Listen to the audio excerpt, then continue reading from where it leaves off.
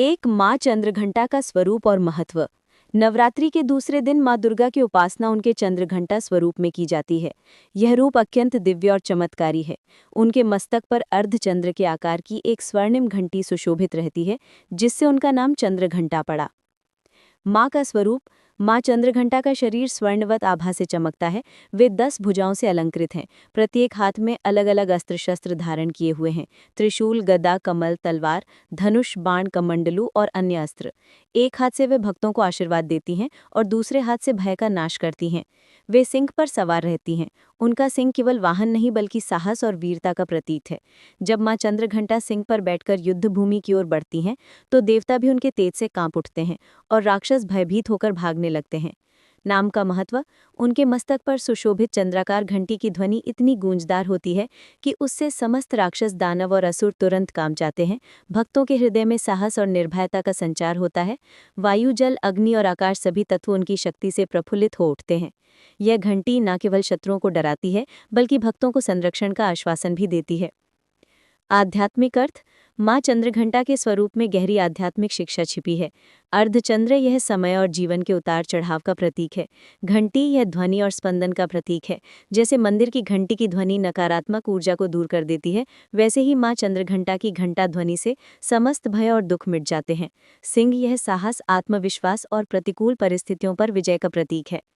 भक्तों के लिए महत्व। माँ चंद्रघंटा की उपासना करने वाला 1. निर्भय बन जाता है। जीवन के संकट चाहे कितने भी हो, उसका साहस नहीं टूटता। 2. समृद्ध पाता है। माँ अपने भक्त के घर से दरिद्रता दूर कर देती हैं। 3. आध्यात्मिक जागरण प्राप्त करता है। मन की नकारात्मकता मिटाकर आत्मा को पवित्र करती हैं। 4. शत्रु विजय होती है। जो भी उनके शरणागत होता है, उसे शत्रुओं पर विजय मिलती है। कथा का आरंभ। कहा जाता है कि जब असुरों का आतंक चरम सीमा पर पहुंच गया था, तब माँ दुर्गा ने उन्हें शरण दी और अपने चंद्रघंटा रूप में प्रकट होकर असुरों का नाश करने का संकल्प लिया। यहीं से उनकी चमत्कारी कथा की शुरुआत होती है। माँ चंद्रघंटा केवल एक देवी नहीं, बल्कि साहस, शक्ति और शांति की जीवंत मूर्ति है। उनकी उपासना से भक्त के जीवन से भय मिट जाता है और भीतर एक अदम्य ऊर्जा का संचार होता है। देवताओं का संकट और असुरों का आतंक। माँ चंद्रघंटा की कथा उस समय से जुड़ी है जब संसार पर असुरों का आतंक इतना बढ़ गया था कि तीनों लोक, स्वर्ग, पृथ्वी और पाताल, संताप और भय से कांप उठे थे। असुरों का बढ़ता हुआ अत्याचार। महिषासुर और उसके अनुयायी असुरों ने अपनी शक्ति का इतना दुरुपयोग किया कि देवता भी विवश हो गए। इंद्रदेव का स्वर्गलोक छिन गया। वरुण, वायु और अग्नि जैसे देवता अपने अपने स्थान से पलायन कर गए। ऋषि मुनि यज्ञ नहीं कर पा रहे थे, क्योंकि असुर आकर यज्ञ की वेदियां तोड़ डालते थे। धरती पर साधारण मनुष्य दिन रात भय में जी रहे थे। खेतों से अन्न लूट लिया जाता, गांव उजाड़ दिए जाते और स्त्रियों बच्चों तक को नहीं छोड़ा जाता। देवताओं की विवशता। एक बार असुरों ने पुनः स्वर्गलोक पर आक्रमण कर दिया। इंद्रदेव ने वज्र उठाया, किंतु असुरों की अपार सेना के सामने देवता टिक नहीं पाए। पराजित होकर वे भागे और हिमालय की ओर जाकर छिप गए। देवताओं ने आपस में विचार किया, हमारे अस्त्र कमजोर नहीं है, परंतु असुरों की शक्ति अब असाधारण हो चुकी है। केवल कोई दिव्य शक्ति ही हमें बचा सकती है। देवताओं की सभा। इंद्र, वरुण, कुबेर, अग्नि, वायु और यमराज ने एक सभा की। वहां सभी देवता उपस्थित हुए और एक स्वर में बोले, अब केवल जगत जननी माँ दुर्गा ही हमारी रक्षा कर सकती हैं। सभी देवता एक साथ कैलाश पर्वत पर गए और भगवान शिव, विष्णु और ब्रह्मा के सामने प्रार्थना की। देवताओं की करुण पुकार।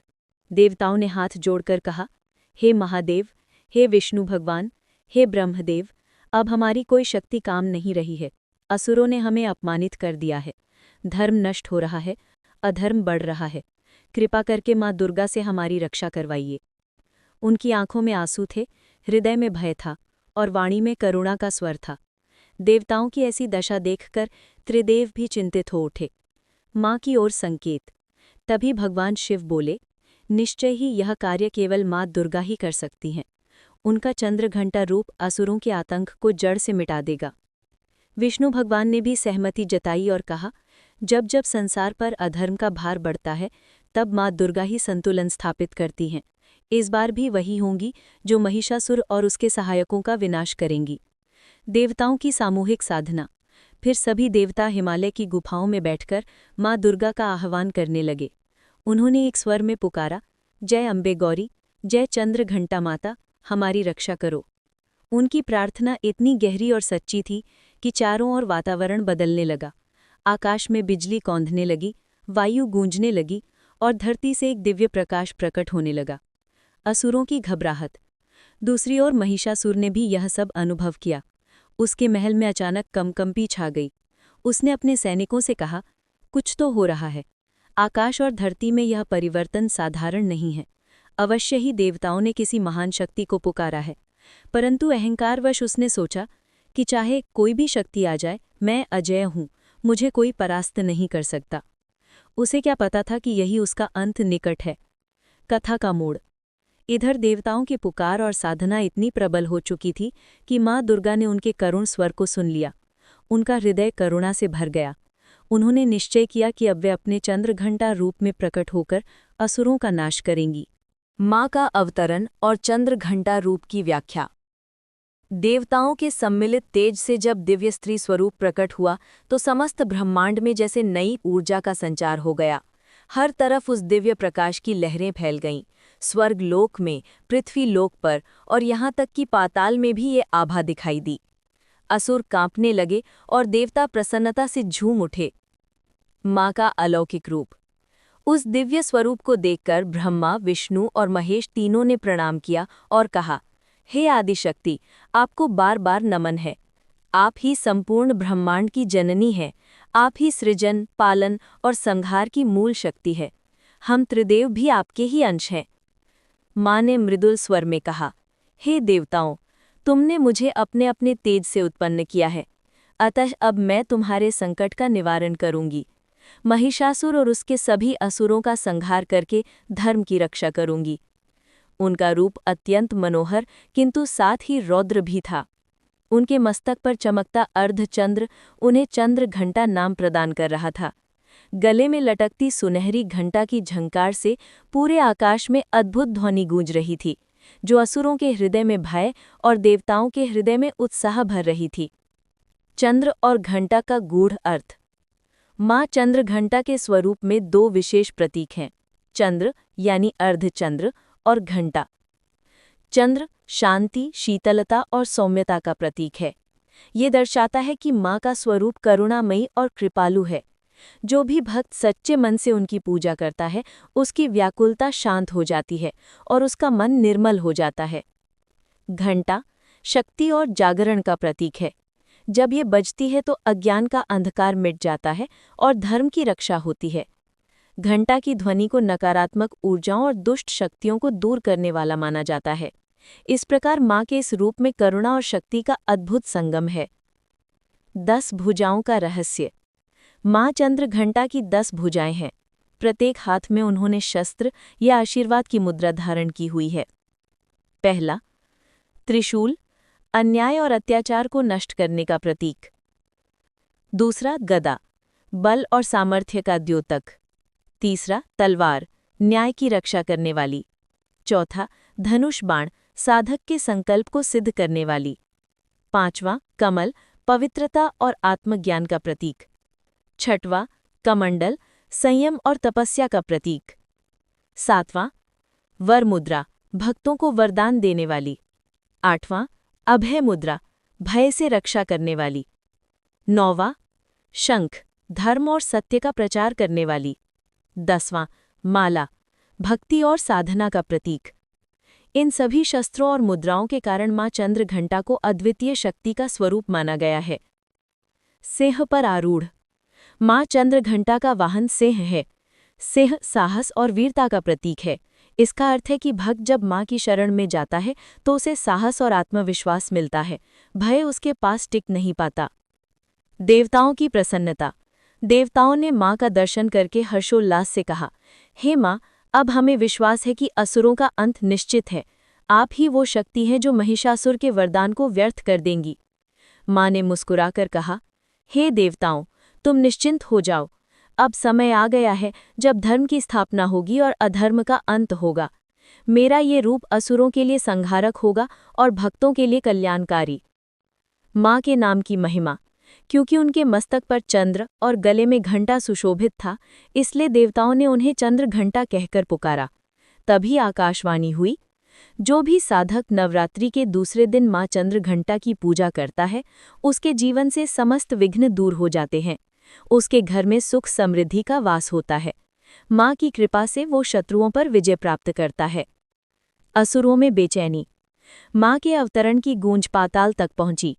महिषासुर ने अपने सेनापतियों को बुलाकर कहा, मैं सुन रहा हूं कि कोई देवी प्रकट हुई है, जिसे देवता अपनी रक्षक मानते हैं। जाओ और पता लगाओ कि वो कौन है। यदि वो मेरे मार्ग में आई तो उसका भी संहार कर दूंगा। असुर दूत जब माँ चंद्रघंटा के दरबार में पहुंचे तो उनकी दिव्य छवि देखकर भयभीत हो उठे। घंटा की झंकार से उनके मन कांपने लगे और वे तुरंत भागकर महिषासुर के पास लौट आए। उन्होंने कहा, राजन, ये कोई साधारण स्त्री नहीं है। उसका तेज असहनीय है। उसके स्वरूप को देखकर ही हमारे हृदय कांप उठे। संभवतः यही वो शक्ति है जो आपके लिए संकट बन सकती है। महिषासुर ने क्रोधित होकर कहा, डरपोकों, क्या स्त्री से भी भयभीत हो गए? देखो, मैं स्वयं जाकर उसका सामना करता हूं। महिषासुर और असुरों के साथ भयानक युद्ध। माँ चंद्रघंटा के अवतरण के बाद देवताओं और ब्रह्मांड के सभी प्राणी प्रफुल्लित हो उठे। उनका तेज और उनकी आभा असुरों के लिए भयावह थी। महिषासुर, जो स्वयं को अजेय समझता था, इस दिव्य शक्ति के दर्शन से अचंभित हुआ। महिषासुर का अहंकार। महिषासुर ने स्वयं को अजेय समझते हुए कहा, एक स्त्री मेरे वरदान को चुनौती दे रही है। ये असंभव है। मेरे साम्राज्य को कोई नहीं हरा सकता। लेकिन भीतर उसकी चेतना में एक डर का बीज अंकुरित हो गया। उसने अपने सेनापतियों को बुलाया और आदेश दिया, अभी आकाश में फैल रही इस शक्ति की जांच करो। यदि वो हमारी शक्ति के बराबर निकली तो मुझे तुरंत सूचित करो। असुर सेनापति जब माँ के दर्शन के पास पहुंचे तो उनकी आंखें फैल गईं। माँ का तेज असाधारण था। गले में झनकार करती घंटा और मस्तक पर अर्धचंद्र की आभा, उन्हें ऐसा लगा जैसे समस्त ब्रह्मांड उनके हाथों में हो। वो भयभीत होकर महिषासुर के पास लौटे और कहा, राजन, ये शक्ति असामान्य है। यदि हम सीधे भिड़ें तो न केवल हमारी सेना बल्कि हम स्वयं भी नष्ट हो सकते हैं। ये वही शक्ति है जिसे देवता पूजा करते हैं। हमें सावधान रहें। महिषासुर का अहंकार इसे स्वीकार न कर सका।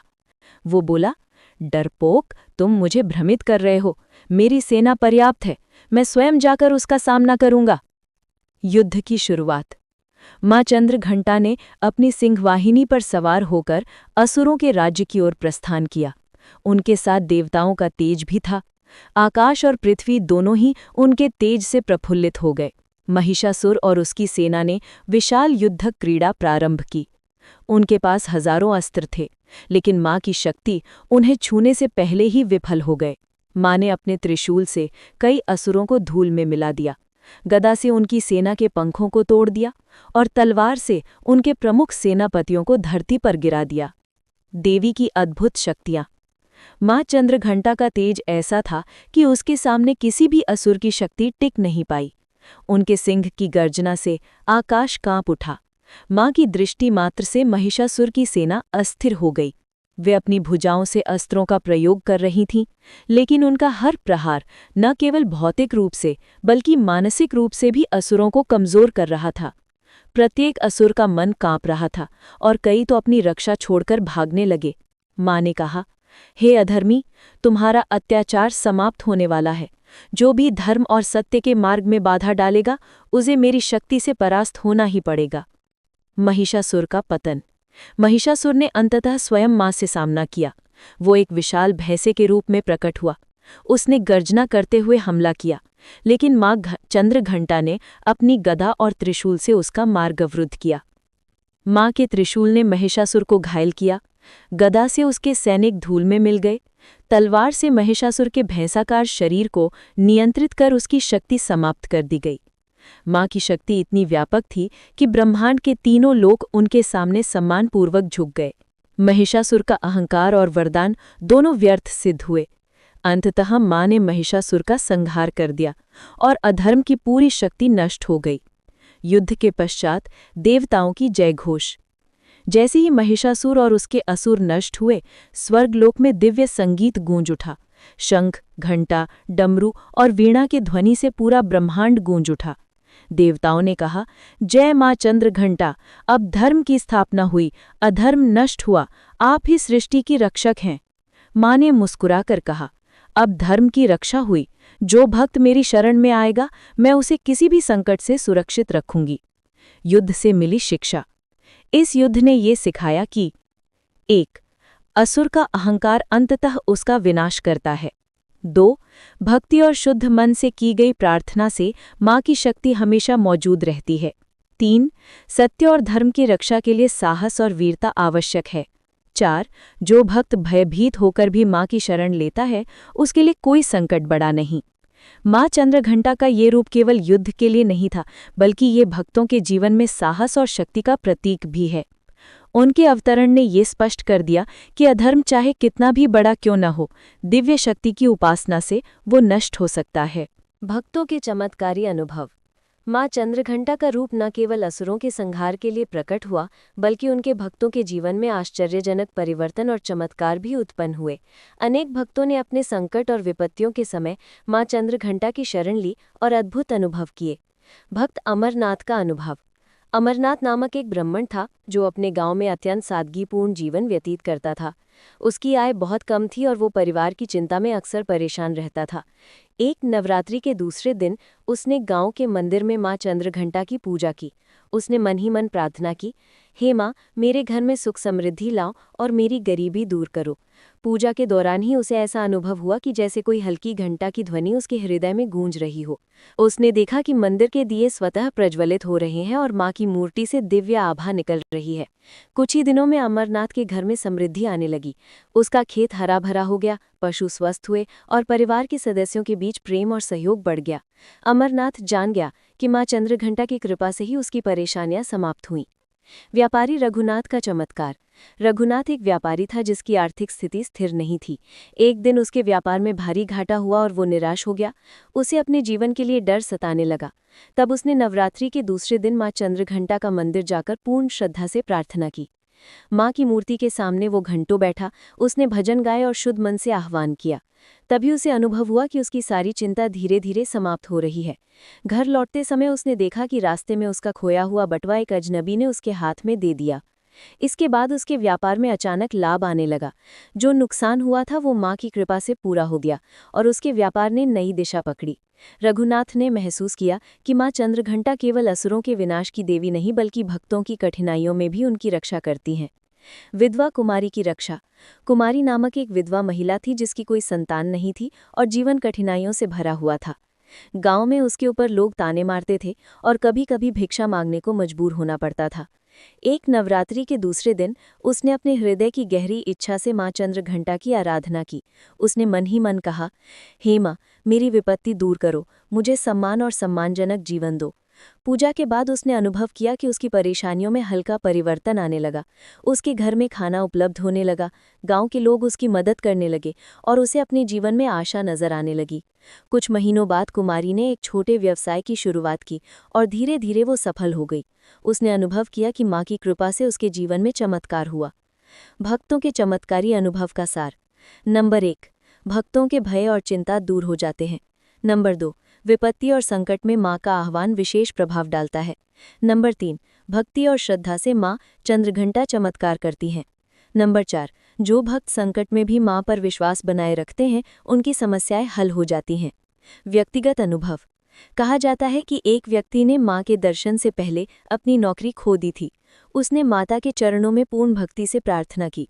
कुछ ही दिनों में उसे नई नौकरी मिली जो उसके लिए पहले से कहीं अधिक लाभकारी थी। एक अन्य अनुभव में एक बच्चा बीमार था। उसकी माता ने नवरात्रि के दूसरे दिन माँ चंद्रघंटा का विशेष व्रत किया। माँ की कृपा से बच्चे का स्वास्थ्य शीघ्र सुधर गया। ये अनुभव ये स्पष्ट करते हैं कि माँ चंद्रघंटा केवल भौतिक संकट ही नहीं दूर करती बल्कि मन और आत्मा की शांति भी प्रदान करती हैं। भक्तों की पूजा की विधि। भक्तों के अनुसार नवरात्रि के दूसरे दिन माँ की पूजा करते समय सफ़ेद या पीले वस्त्र पहने, सफ़ेद फूल, कमल या गेंदा अर्पित करें, घंटा बजाकर माता की आराधना करें, भजन और मंत्रों का जाप करें। इस विधि से माँ चंद्रघंटा की कृपा और भी अधिक प्राप्त होती है और भक्तों के जीवन में सकारात्मक परिवर्तन आता है। माँ चंद्रघंटा की साधना विधि और रहस्य। माँ चंद्रघंटा की पूजा केवल दर्शन और भक्ति तक सीमित नहीं है। उनके विशेष साधना विधि और रहस्य हैं जिनसे भक्त अपने जीवन में साहस, शक्ति और समृद्धि प्राप्त कर सकते हैं। साधना का समय। नवरात्रि के दूसरे दिन प्रातःकाल या सूर्य उदय के समय माँ की पूजा करना अत्यंत शुभ माना गया है। यह समय सबसे अधिक दिव्य ऊर्जा का होता है। साधना के लिए शुद्ध स्थान चुनें जहाँ कोई बाधा ना हो और वातावरण शांत हो। आवश्यक सामग्री। साधना के लिए निम्नलिखित सामग्री चाहिए। सफ़ेद या पीले रंग का वस्त्र, यह पवित्रता और आध्यात्मिक ऊर्जा का प्रतीक है। सफ़ेद फूल, कमल या गेंदा विशेष रूप से उपयोगी हैं। दीपक, घी का दीपक विशेष रूप से शुभ माना जाता है। घंटा, माता के नाम का उच्चारण करने और मंत्रों का जाप करते समय घंटा बजाना अनिवार्य है। संतुलित भोजन और प्रसाद। पूजा के बाद प्रसाद वितरण करना पुण्य का कार्य है। पूजा विधि।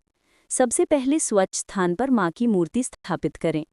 दीपक प्रज्वलित करें और फूल अर्पित करें। मंत्र का जाप करें।